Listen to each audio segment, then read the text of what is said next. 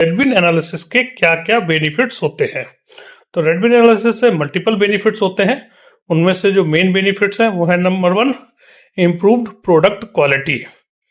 यानी कि जब हम रेडविन एनालिसिस करते हैं तो हम डिफेक्ट के सोर्स को एड्रेस करते हैं और इसकी वजह से क्या होता है कि हमारा जो प्रोडक्ट क्वालिटी है वो इम्प्रूव होती है। तो इस तरह रेडविन एनालिसिस करने से हमारा जो पहला बेनिफिट है वो क्या होता है कि प्रोडक्ट की क्वालिटी में सुधार होता है। नेक्स्ट है रेड्यूस डिफेक्ट रेट।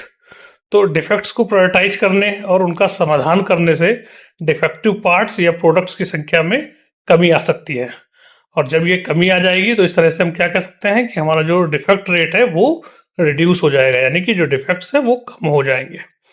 नंबर 3 है increase efficiency. Quality control process को स्ट्रीमलाइन करने से टाइम और रिसोर्स की बचत हो सकती है। यानी कि जब हम रेडविन एनालिसिस करेंगे उससे हम क्या करेंगे, अपने क्वालिटी प्रोसेस को स्ट्रीमलाइन कर देंगे और उससे क्या होगा कि हमारा कुछ टाइम और रिसोर्सेस में सेविंग होगी और इसकी वजह से हमारी इफिशियंसी इंक्रीज हो सकती है। और नंबर 4 है कॉस्ट सेविंग।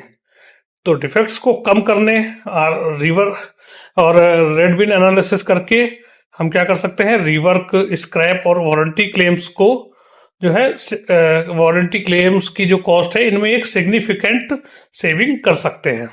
यानी कि जब हम रेडविन एनालिसिस करेंगे तो उसका रिजल्ट क्या है कि डिफेक्ट्स कम होंगे। डिफेक्ट्स कम होंगे तो हमें रिवर्क कम करना पड़ेगा, स्क्रैप कम करना पड़ेगा, कस्टमर के पास या वारंटी में क्लेम्स कम हो जाएंगे। तो इसकी वजह से हमारी कॉस्ट भी सेव होगी, या हम ये कहें कि हमारी कॉस्ट ऑफ पुअर क्वालिटी भी कम हो जाएगी। तो ये कुछ मेन बेनिफिट्स हैं जो हमें रेडविन एनालिसिस के थ्रू होते हैं।